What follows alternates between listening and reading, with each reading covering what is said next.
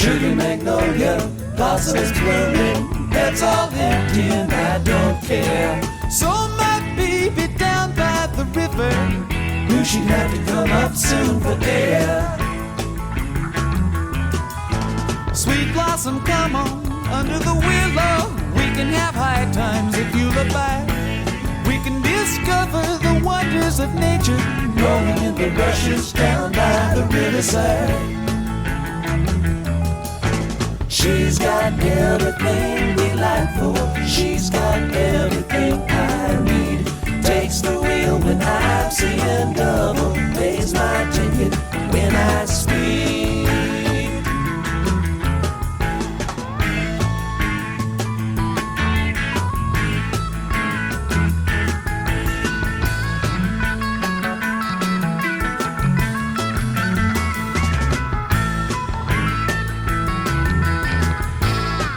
She comes skimming through rays of violet. She can wait in a drop of dew. She don't come and I don't follow. Waits backstage while I sing to you. But she can dance a Cajun rhythm, jump like a whiz in four-wheel drive. She's a summer love in the spring, fall, and winter. She can make happy any man alive.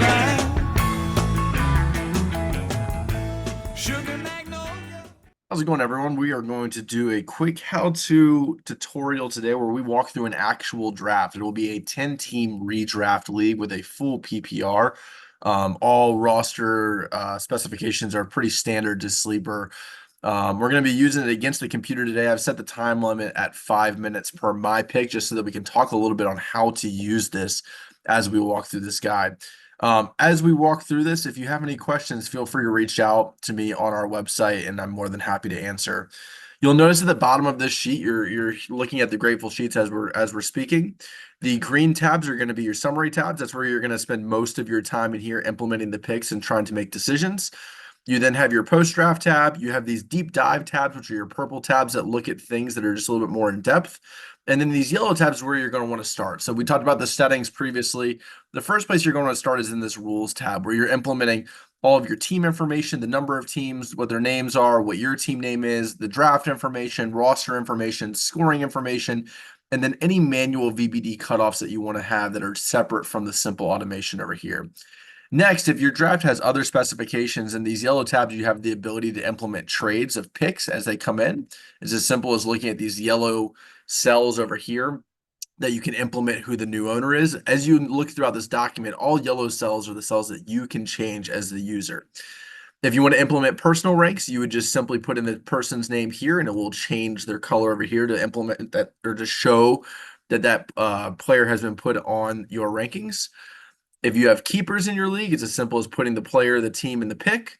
And then any mock drafts that you do ahead of time that you want to be implemented into your rankings, you would put into here. So let's dive on in. We're going to start here on the first tab, and we're going to show a little bit on how to use this. So the first step I want to talk about is how to submit picks. You'll notice there's a section up here at the top left. You have 3 different opportunities on how to put in picks. You can either do, the first one is typing in the name up here and hitting submit. That will take precedence over any of the other methods that I'm going to show you today. But I think the easiest method is just simply hovering or clicking on a cell of listed names, whether it be here or within the expanded positions, and simply hitting submit. Now, keep in mind, if you have Breece Hall typed in here and you have Ja'Marr Chase down here, it's going to take Breece Hall instead of Ja'Marr Chase. Also, if that player has already been selected, you will get an error that does not allow you to select that player. Also, if you unfortunately have your cursor on something else like best available and you hit submit pick, it is also going to come up with an error as well because that is not a player in the pool of players to be selected. The last one, you have the ability to see and edit draft results here. It will pull this section up here, and these sections will automatically be filled in as players are submitted. As we can show here, I'll put in Christian McCaffrey. You can submit your pick there, and it will go in, and it will automatically place him there. If you wanted to change that to somebody else, it would be as simple as just overwriting it and writing in a new name. You can also hit revert pick, and it will take out Christian McCaffrey from that slot. So now that we've talked about how to submit picks, let's dive on in and talk a little bit on how to use this document. So we're going to start the draft. I'm going to be team 5, and we are going to start it. All right, so McCaffrey goes first, St. Brown second, CeeDee Lamb, and then Tyreek Hill. So we're going to implement those. We've already put in Christian McCaffrey. The next pick was Amon-Ra St. Brown. So you would go down here, you would click his name, and you would hit submit. You're going to notice at the very top here that Amon-Ra St. Brown is going to come off the board, and that what it was his projected slot up here. This section up here is going to show you all of who is being projected to be taken. Now, obviously, it's early in the draft. There's a lot of variance to these picks. So the way that I use this is more about looking at positions. As we get deeper into drafts and rosters get filled out, it's going to be important to understand if you want a specific running back and you see that a run of running backs is going to happen, you may have to reach and take them earlier. It's less about the specific player, though I will say it is pretty accurate, but it's more about those positions. The sections below it, as we draft more today, you'll be able to see this, but this is going to go over using this key over here. So the fill of the cell is going to be based off of the quality that you have at that position, and the color of the text is going to be based off of the quantity, surplus, or deficit / need that you're going to have at that position. So again, it went Christian McCaffrey, Amon-Ra St. Brown, CeeDee Lamb, and then Tyreek Hill. We'll show you another version here. If you want to type in CeeDee Lamb up here, instead of going to his name below, you would type in his name there and you would hit submit pick, and you're going to see that he is going to come off the board here.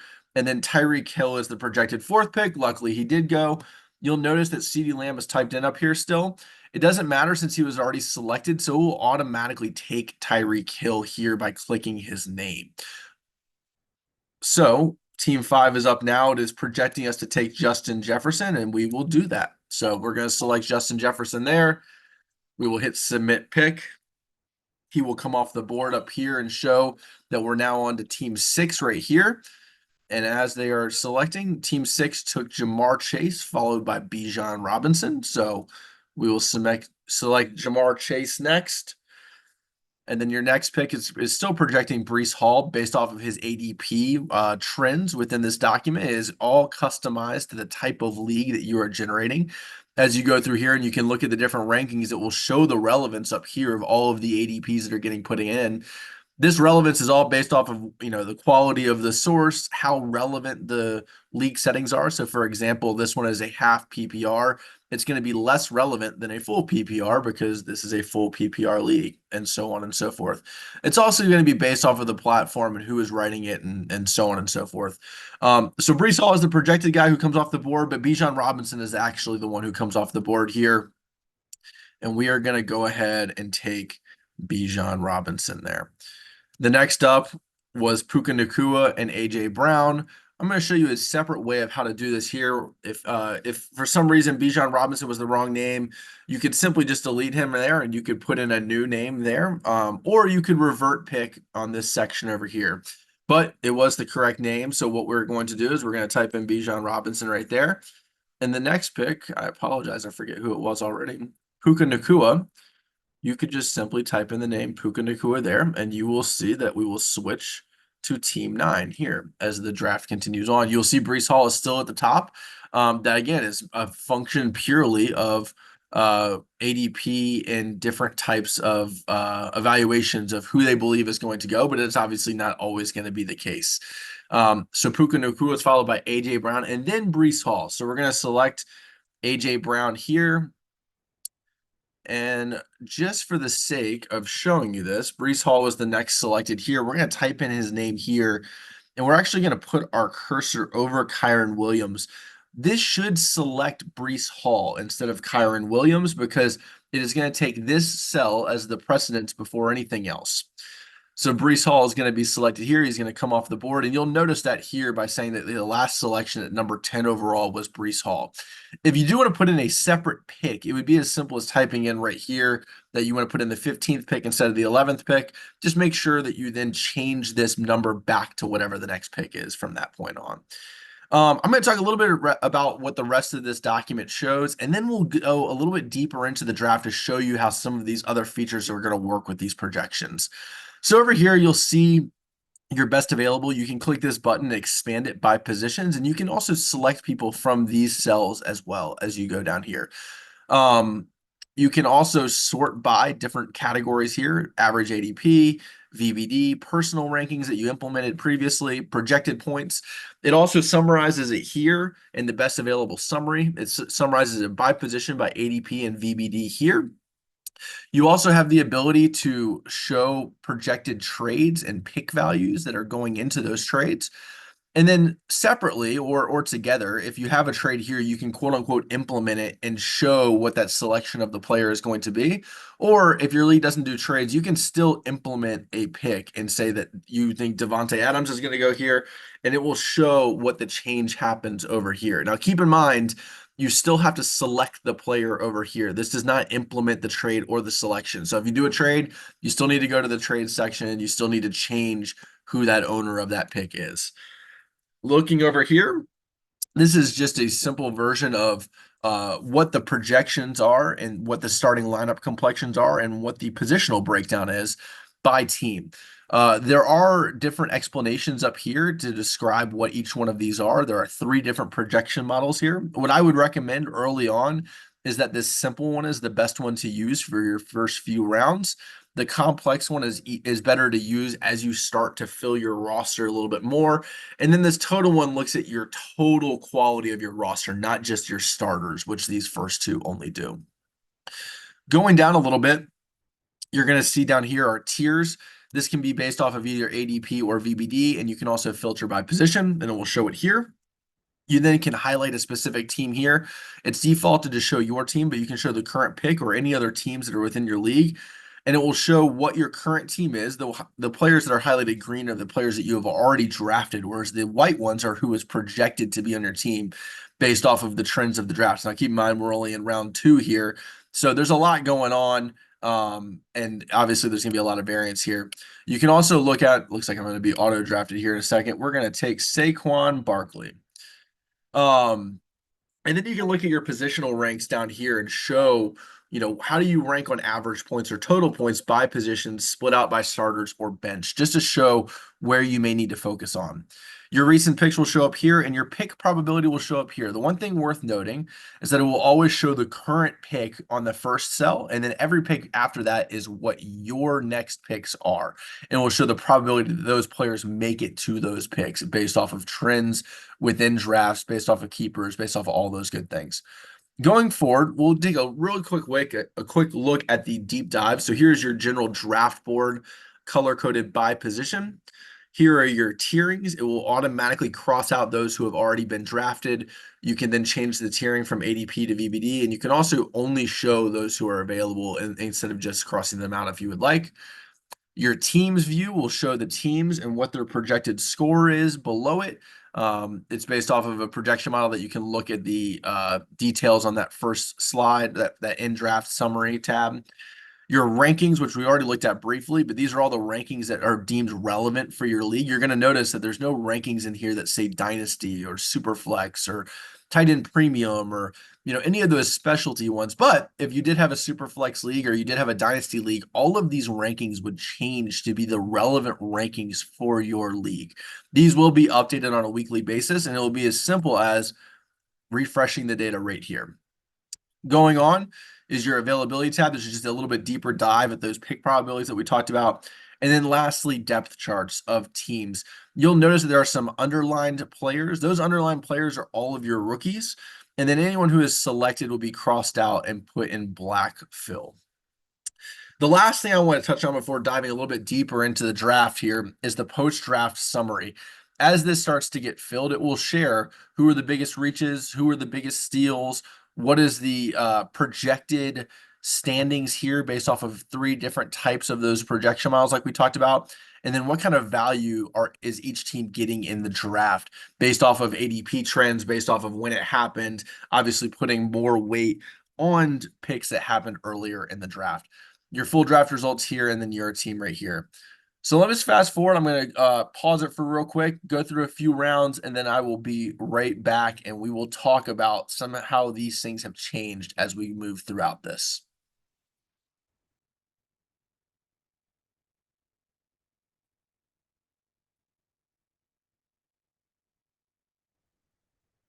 All right, we are back. You will notice that I have selected in order: Justin Jefferson, Saquon Barkley, Travis Kelce. We paired him up with Patrick Mahomes, James Cook, and Kenneth Walker. So we have one wide receiver spot to fill. As you can see up here, it's projecting me to take Calvin Ridley based off of these trends here. You'll notice that there's a pretty steep decline in wide receivers here. So it's going to push me to take Calvin Ridley here, which I think, yeah, we'll go ahead and take Calvin Ridley here.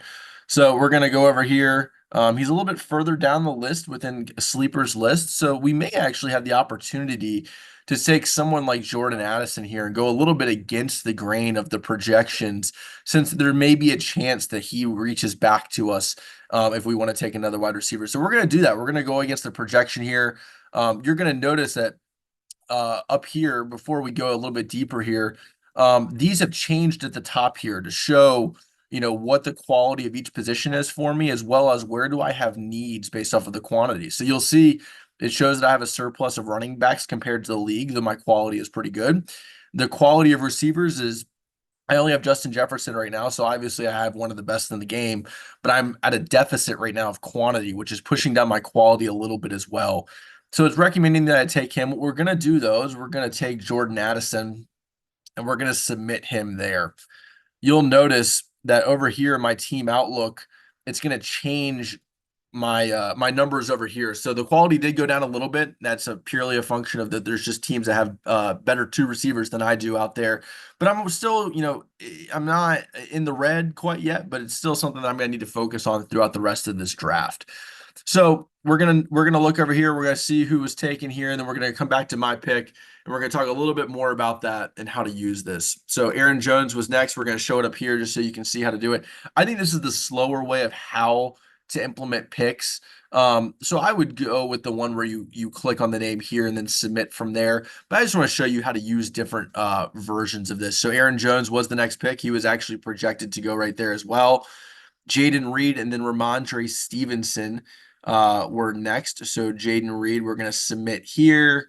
Ramondre Stevenson is roughly where we would expect him to go. In fact, he was the next projected pick up there. So he is going to go there. You'll notice that team had 0 running backs. So it was a no-brainer that team had to take a running back here. This team only has 1 running back. Let's see who they took. Obviously, we're going against the computer, so you never know. They took Anthony Richardson. Again, that team didn't have a quarterback, so it makes a little bit of sense there as well. So that team is going to take Anthony Richardson here. And the next team is projected to take Joe Burrow based off of that. And who goes next? Joe Burrow. So we're going to place Joe Burrow in the next slot. It's going to come to the turn back on team 10. It's projecting them to take Dak Prescott again. Obviously disagree with that. Sometimes the projections aren't always going to get it right, and there's always ways that we can improve it, which we'll look into that after this. But they ended up taking DeAndre Swift. Again, not someone that you would expect them to take just based off of the quantity that this computer has already taken and the quality that they have at that position. But it's hard to project who is going to go where. So that team obviously likes DeAndre Swift. They're going to take him there. The next selection is Najee Harris, followed by George Kittle. Najee Harris is going here. Again, a team that needs a running back. The projections have it as Tony Pollard, since he is slightly ahead of Najee Harris, but the team likes Najee Harris more.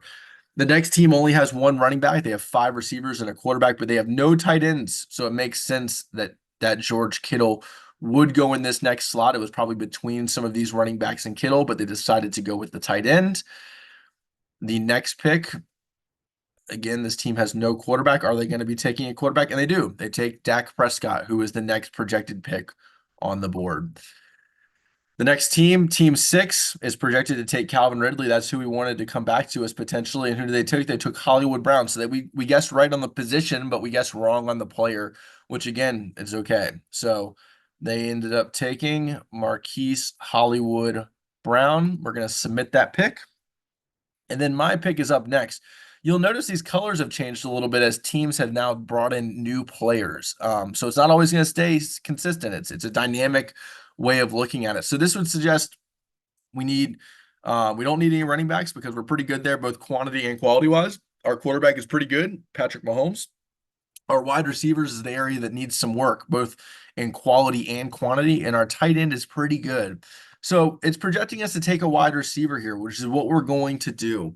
You'll see on the board, Sleeper has it ranked as Chris Godwin, Xavier Worthy, and Calvin Ridley. But we're going to stick with Calvin Ridley, who was our projected pick in that last round, but we thought may slide to us based off of the sleeper trends. You'll notice down here, it's not expected that this player is ever going to reach this pick based off of ADP trends. He's a 0 across the board. So we see some pretty immense value here, and it's probably going to show up in that post-draft summary. In fact, he's projected to go 63.9 overall in these types of leagues. So it's going to be some pretty good value here. We're going to go ahead and submit him to our team. We're going to look at some other things that we're going to highlight down here. So you're going to notice Calvin Ridley slots into my wide receiver 2 spot. Despite taking Addison first, Ridley projects higher in our projections. So it's going to automatically slot him in there to compare us to the rest of the league. And it's going to put Addison on our bench automatically. Oh, we did not take him, did we? We're going to take him right there just so we can put it on the board. And you're going to notice up here, now we can look at this, and we're looking pretty good going into this draft right now. The simple projection model has a second overall. The complex model has us at first overall, which looks at the actual players that's being projected, whereas this kind of takes an apples to apples comparison of looking at different trends in the draft and not applying a specific player to our team. And then the overall projection of our full team, including our bench, is looking pretty good right now. So we're gonna look, instead of taking any more draft picks here, because I think you kind of have the idea of how this works. We're gonna go and we're gonna look at the post draft. So we just talked a little bit about Calvin Ridley and how we saw him as a value pick, which it would suggest that here it's suggesting that he is the 10th best pick in this draft based off of value. Obviously, there's quite a few players that stand out here that we got some value from. There's also a lot of players that we reached on. We reached on Travis Kelce. We reached on Jordan Addison. We reached on Patrick Mahomes a little bit, but that's okay. You're going to reach some. You'll notice here that I think really what I've noticed is that rookies tend to be the largest reaches in these drafts. That's not to suggest that you shouldn't take the rookie, because there's obviously some upside there, and there's some ceiling to these guys. But typically with ADP trends, you're going to notice that these rookies are going to be the ones who get overdrafted quite a bit. Again, not suggesting you shouldn't take them, but just a trend that we're seeing within this. You'll also notice here, it's projecting us to be second overall based off of that complex starters model right here. And then the overall value in the draft, we're ranked first right now in that value of the draft. It's also going to show our team over here in our draft results. It's going to automatically fill in Jordan Addison here only because we haven't filled the rest of our roster. So if we bring in someone who's better than Jordan Addison, it's going to flip him to that bench spot just like it did on the previous slide. I think this is the end of the tutorial. Obviously, we went over a lot here, so please do not hesitate to reach out with questions. I hope that you can use this tool to the best of your advantage to dominate your draft. Obviously, every person's going to use it differently. There's different things that are going to have different value to people, and I hope that it deems to be successful for you. But please do not hesitate to reach out on our website and ask any questions, or on Reddit, and I look forward to hearing back and having feedback from you all. Thanks again for coming, and best of luck.